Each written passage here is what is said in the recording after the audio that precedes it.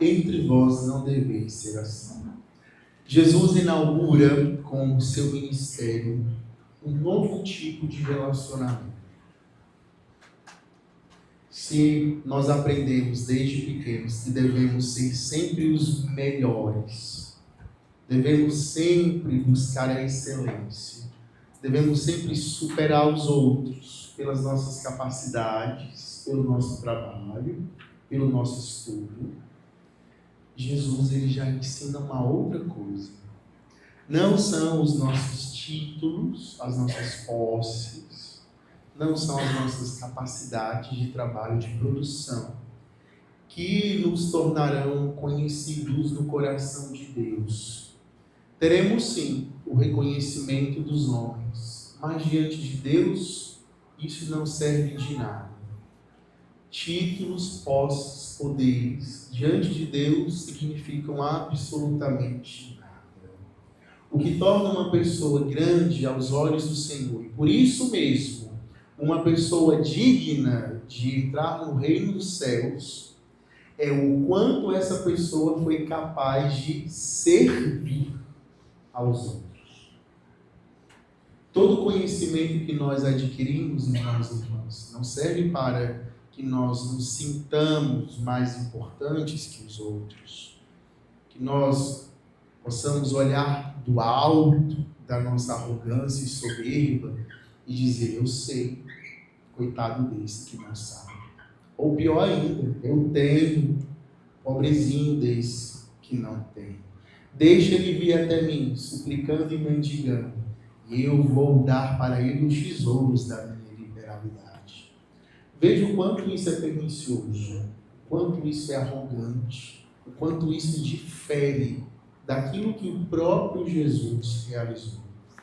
Aquele que quer ser grande, seja o servo. Não é esperar as pessoas mendigarem o seu nobre conhecimento ou o poder que você acha que tem. Estamos em uma época onde isso acontece. Daqui a no próximo domingo, vai acontecer a eleição de novo. Prepare-se para essa semana se repetir tudo que aconteceu umas 3 semanas atrás. Trocas de favores, trocas de favores não, compras de votos mesmo. Preparem-se, irmãos, os tempos são maus. As pessoas querem ser grandes à custa do sofrimento do pequeno. O Evangelho é radical.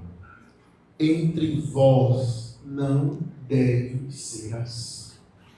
Vocês não devem tiranizar os outros com os seus cargos. Vocês não devem tiranizar os outros com aquilo que você tem.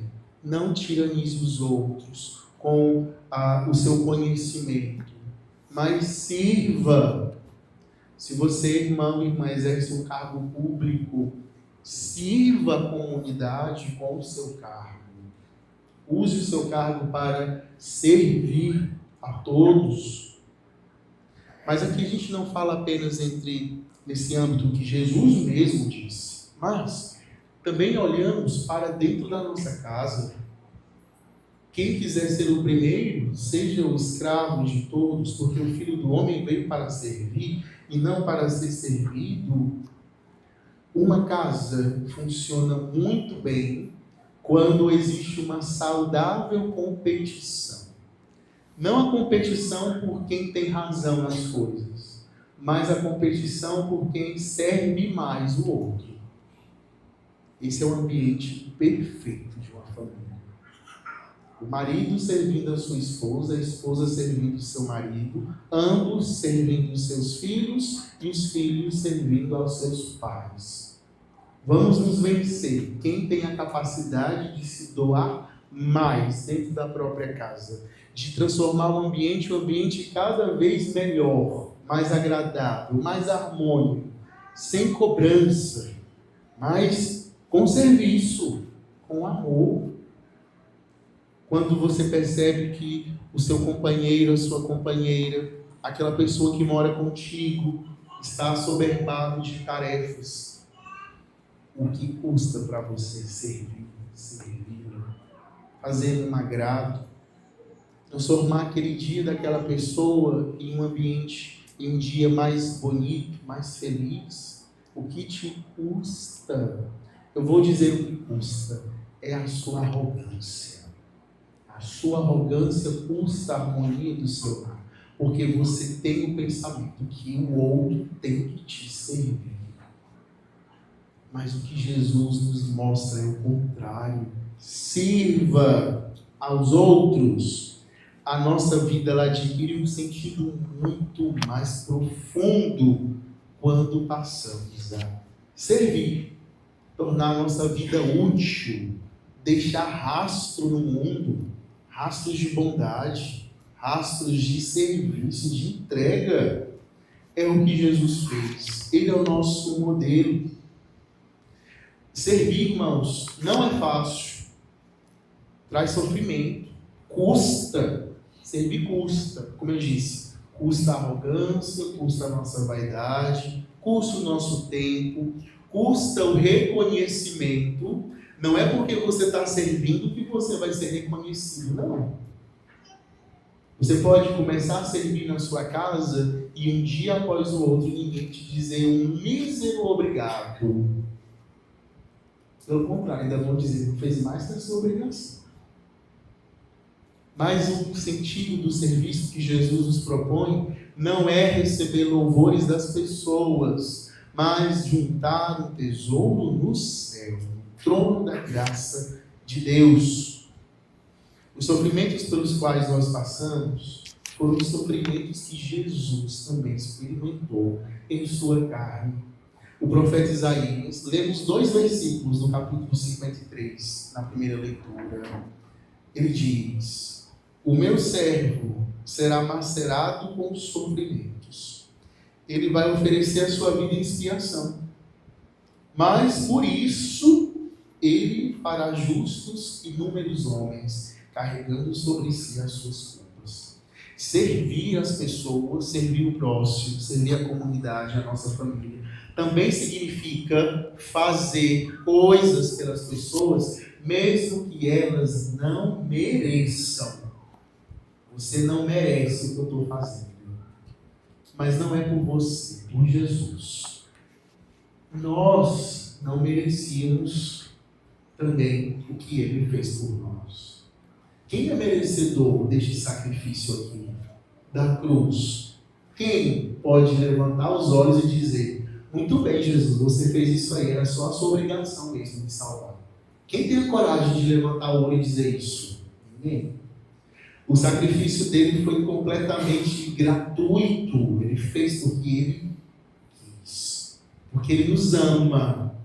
E aqui a gente tem uma outra face do serviço. Só serve quem é capaz de amar. Se você tem um coração duro, você não será capaz de servir.